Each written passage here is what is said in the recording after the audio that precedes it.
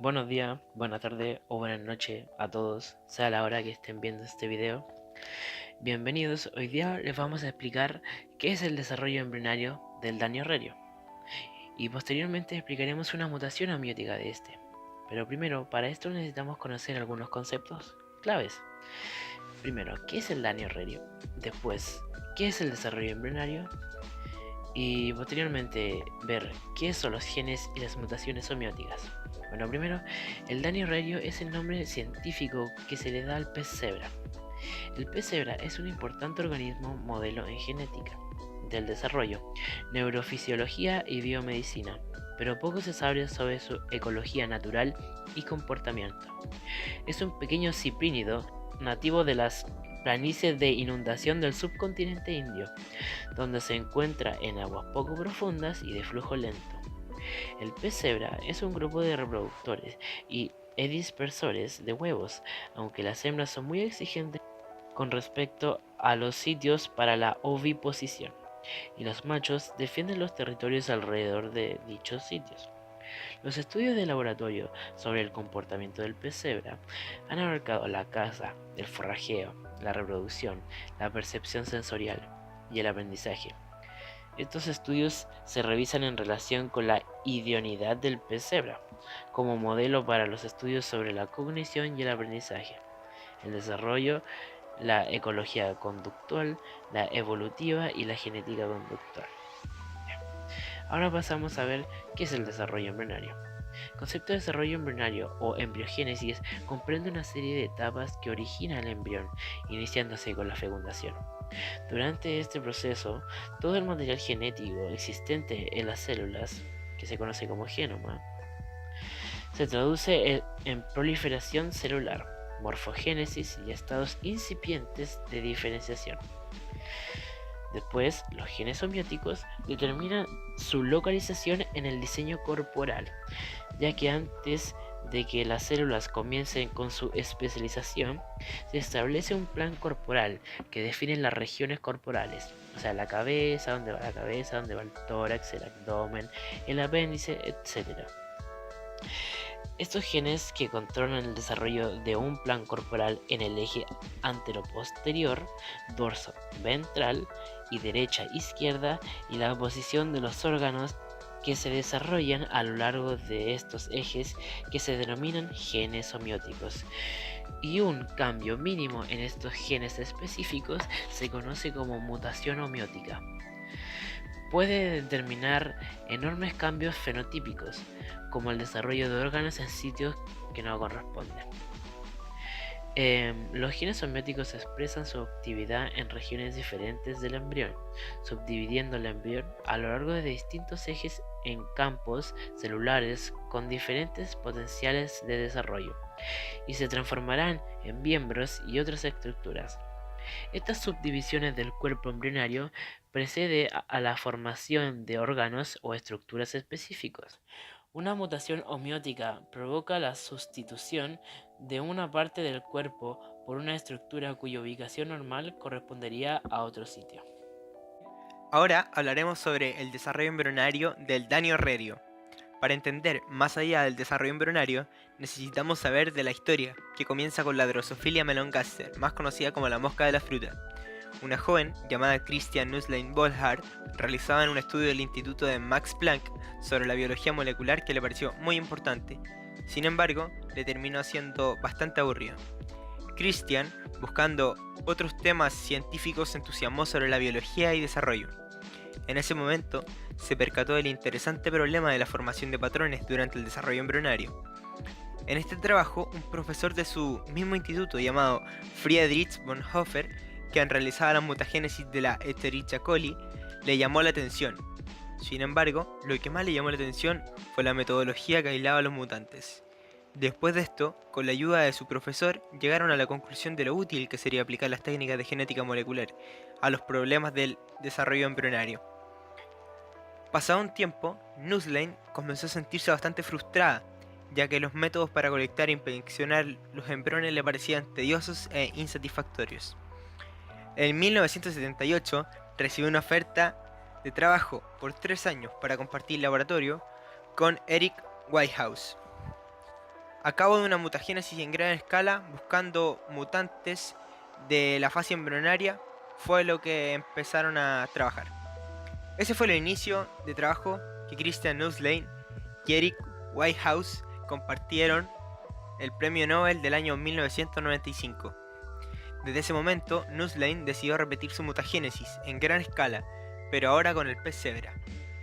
Los resultados de este proyecto se dieron a conocer en 1996, con 37 artículos que describen 1200 mutantes del pez cebra, cada uno o más aspectos del desarrollo embrionario afectado. Como ya sabemos, el desarrollo embrionario es el periodo que se produce entre la fecundación y el parto. El pez cebra es un organismo modelo ideal para estudiar la genética y el desarrollo de organismos invertebrados, debido a que su embriogénesis ocurre externamente, además de que sus embriones son transparentes, lo que permite observar en el microscopio todos los estados de su desarrollo y seguir con los detalles de la división celular y la formación de sus capas embrionarias. El desarrollo de este organismo es muy rápido y a las 24 horas ya se aprecia la segmentación del cerebro y se han formado estructuras como el tubo neural, la notocorda y los sómitos. Para el quinto día de desarrollo se han formado órganos sensoriales, como los ojos y los oídos. Asimismo, ha aparecido el corazón, el hígado, los riñones y el páncreas. Además de que los sistemas circulatorios, digestivo y nervioso son perfectamente funcionales. En este momento, el pez es perfectamente capaz de responder a los estímulos visuales, olfativos y mecánicos. Los análisis genéticos y la disponibilidad de material biológico se facilitan por la cantidad de embriones, aproximadamente entre 100 y 200 individuos, que una sola pareja de peces puede producir cada semana. El pez cebra es diploide y con ciclos generacionales cortos, de 2 a 3 meses. Los adultos tienen un tamaño de 3 centímetros, por lo que en un laboratorio acondicionado con 50 tanques, cada uno del tamaño de la caja para un ratón, se puede albergar una colonia de al menos 500 peces. Aunado a esto, el genoma completo del pez cebra se está secuenciando y ya existen mapas muy precisos de marcadores genéticos. A continuación hablaremos sobre la mutación genética del daño rerio. Para partir con la mutación hermética del daño rerio hay que repasar algunos procesos que acontecen en el desarrollo del embrión. Tras la fecundación del cigoto mediante el proceso de mitosis, se segmenta y hace una cavidad hasta el estadio de blástula para pasar después a formar la gástrula. En la gástrula hay 3 capas, endodermo, mesodermo y ectodermo. A partir del ectodermo se forma el sistema nervioso. El ectodermo produce la proteína morfogénica cuarta del hueso, BMP4, importante regulador del desarrollo embrionario. La notocorda corresponde a la columna vertebral. Al interaccionar con el ectodermo, produce los factores de inducción neural que inhiben a esta proteína BMP4, lo que permite que una porción del ectodermo dorsal se convierta en la placa neural que mediante un proceso conocido como neurulación dará lugar al tubo neural.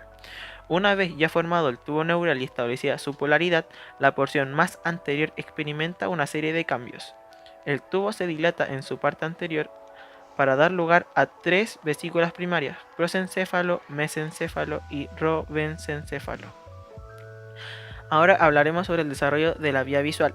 En el momento de cerrarse el tubo neural aparece una protuberancia situadas a ambos lados de la anterior del prosencéfalo, que son los lóbulos ópticos. Aparece una invaginación, replegamiento interno de una membrana, en la superficie de cada lóbulo óptico que irá creciendo hasta que los lóbulos se conviertan en las copas ópticas. Posterior, la conexión existente entre la copa óptica y el encéfalo se reduce hasta ser una pequeña fisura ventral denominada fisura óptica, por la que pasarán los axones y vasos sanguíneos de la retina. La invaginación dorsal de las vesículas ópticas genera una capa interna que forma la retina neural y una capa externa que da lugar al epitelio pigmentario. La retina ya formada presenta una estructura laminar restratificada en la que alterna capas de somas celulares con otras de neuropilo. Su organización es muy similar en todos los vertebrados, desde la esclera hacia la región vitreal. Las capas en que se divide la retina son las siguientes: epitelio pigmentario, capa de los focos receptores, capa nuclear externa, capa plexiforme externa, capa nuclear interna, capa de las células ganglionarias, capa de las fibras del nervio óptico. La vía visual de los telecios, clase de peces óseos, es un sistema con conexiones bidireccionales. Las dos vías principales de entrada de las fibras retinianas en el diencéfalo son los tractos ópticos dorsomedial y ventrolateral. Estos tractos llegan a un núcleo de las 7 zonas de transición, diencéfalo y mesencéfalo, del tálamo y del hipotálamo. A continuación, presenta un crecimiento dorsalizado y contralateral al lóbulo tectal. Cada axón retiniano termina en una posición que refleja la localización de estos cuerpos celulares en el ojo, formando una proyección retinotópica en el techo óptico. Las células ganglionarias, tipo de neuronas de axón mielinizado, de la parte dorsal del ojo envían sus axones a la parte ventral del techo óptico, mientras que las células ganglionarias ventrales se proyectan dorsalmente. Además, las células ganglionarias de la zona nasal anterior proyectan el techo óptico posterior y las células ganglionarias de la retina temporal proyectan en la región del techo óptico anterior. Las relaciones topográficas entre retina y techo óptico en el pez cebra aparecen en edades tempranas durante el desarrollo. Esto debido a que tanto la retina como el techo óptico de esta especie continúan creciendo durante toda la vida del animal y las proyecciones retinotectales experimentan un reordenamiento constante. Alteraciones en la señalidad nodal, mutaciones cíclops.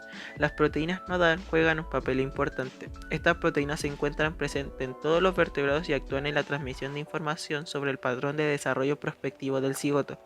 Las proteínas nodal constituyen una subclase dentro de la superfamilia de proteínas conocidas como TGF-beta, factor de crecimiento transformante beta. Intervienen en la inducción del mesodermo y en el desarrollo del sistema nervioso central rostral y en la determinación de la simetría derecha-izquierda del embrión.